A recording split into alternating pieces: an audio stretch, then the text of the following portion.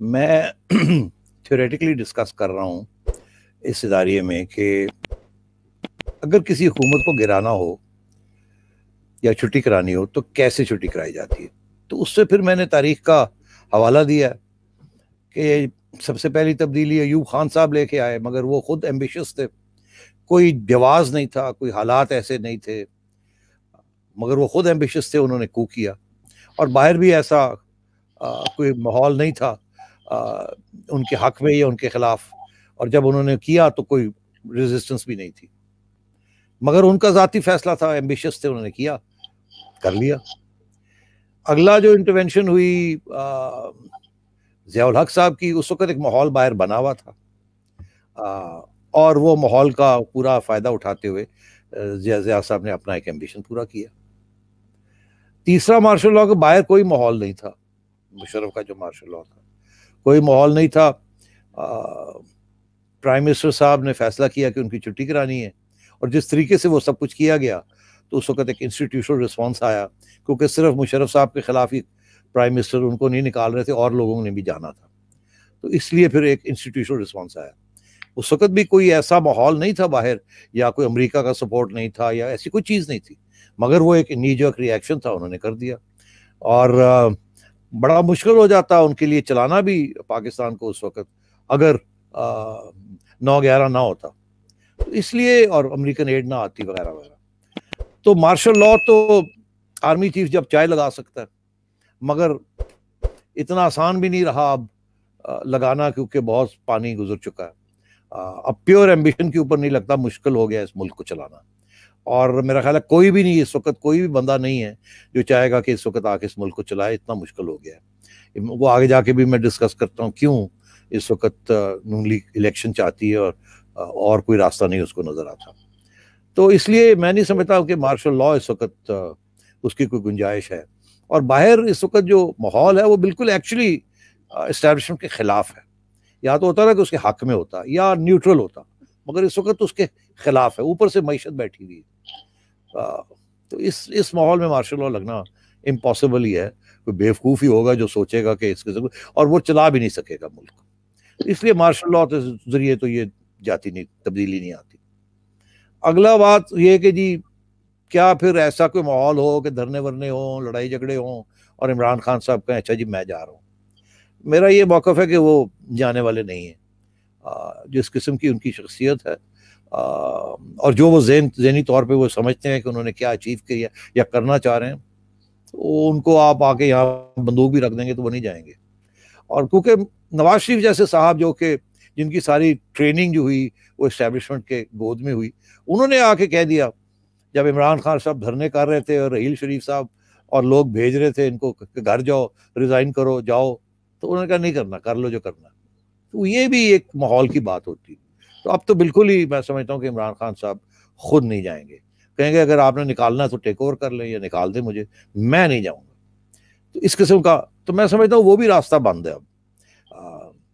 اگر آپ ان کے پاس جائیں گے بھی نا ان کو کہنے کے لیے، اسٹیبلشمنٹ جاتی ہے، کوئی جرنیل چلے جاتے ہیں کہ جائیے نہیں تو پھر ہم، وہ کہے گا کیا کرنا، ٹیک اوور کرنا کر لو کچھ.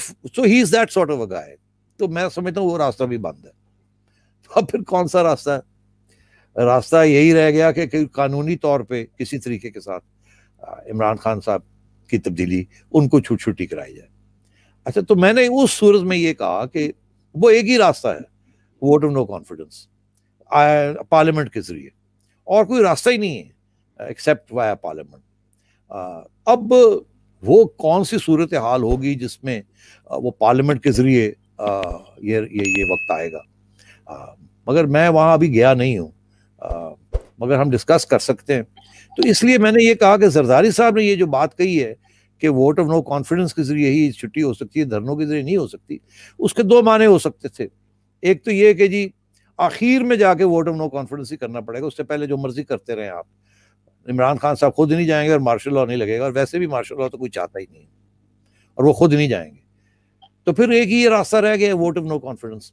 اب اس کو انٹرپریٹ یہ کیا گیا ہے کہ جی اس کا یہ مطلب ہے کہ وہ ووٹ آف نو کانفیڈنس آج آپ اگر اس کو کریں تو یہ کامیاب ہو جائے گا. نہیں، ابھی نہیں کامیاب ہوگا، ابھی نمبرز گیم نہیں ہے آپ کے حق میں. اور ویسے بھی یہ ووٹ آف نو کانفیڈنس کامیاب ہو ہی نہیں سکتا تک اسٹیبلشمنٹ آپ کے ساتھ نہیں ہوگی. اسٹیبلشمنٹ اگر آپ کے ساتھ ہوگی تو ووٹ آف نو کانفیڈنس کل ہو سکتا ہے, مگر ابھی اسٹیبلشمنٹ آپ کے ساتھ نہیں ہے.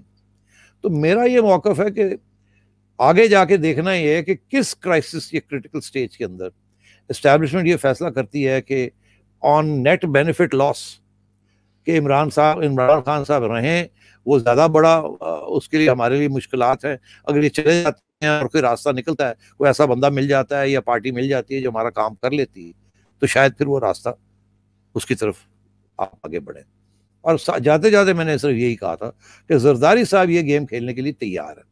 اس کی وجہ یہ ہے کہ he has everything to win and nothing to lose. ان کے پاس سندھ ہے, اگر ان کو حکومت ملتی ہے یا وہ حکومت ان کے سر کے اوپر ہاتھ رکھ لیتی ہے اسٹیبلشمنٹ, تو اگر وہ اپنے باقی لوگوں کو ساتھ لے لیتے ہیں تو وہ نیشنل گورنمنٹ بنا سکتے ہیں. تو اس لیے مگر اس کے لیے ابھی صورتحال ڈیولپ نہیں ہوئی ہے. اس لیے میں سمجھتا ہوں وہ یہ سمجھتے ہیں اگر ہم یہ ووٹ آف نو کانفیڈنس اور اسٹیبلشمنٹ کی گود میں جا کے واپس بیٹھ جائیں تو پھر شاید ہمیں موقع مل جائے اور ہم راستہ نکال لیں گے کوئی, مگر وہ ابھی وقت نہیں آیا. So that was what I was trying to say. مگر in theory that is the only way. جب وقت آئے گا تو پھر بھی ووٹ آف نو کانفیڈنس کرنا پڑے گا, پھر ہی جائے گا عمران خان, ادروائز اور کوئی راستہ نہیں ہے. Right, thank you. سولنگی صاحب, آپ پلیز اوور ٹو یو. آپ کا ایک سوال بھی تھا, کامنٹ بھی تھا.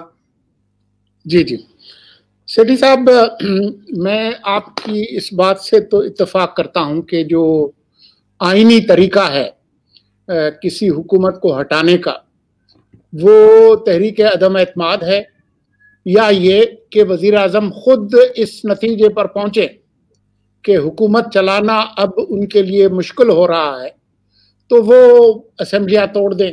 اس صورت میں بھی حکومت ختم ہو جاتی ہے. تو بات یہ ہے کہ ہم اگر تحریک عدم اعتماد کی کامیابی کے امکانات پر غور کریں تو یہ بات تو آپ کی درست ہے کہ موجودہ جو حکمران جماعت ہے اس کے پاس اپنے طور پر تو کوئی اکثریت ہے نہیں. ان کے اپنے 156 ارکان ہیں, 172 چاہیے. اتحادیوں کو ملا کر وہ ہیں.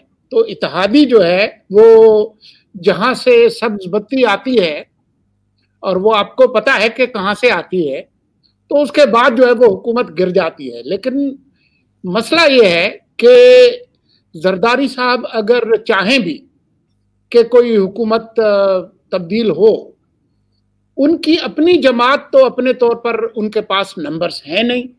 اور میری جو معلومات ہے وہ یہ ہے کہ مسلم لیگ نون کسی عبوری قومی حکومت کا حصہ بننے کے لیے تیار نہیں ہوگی.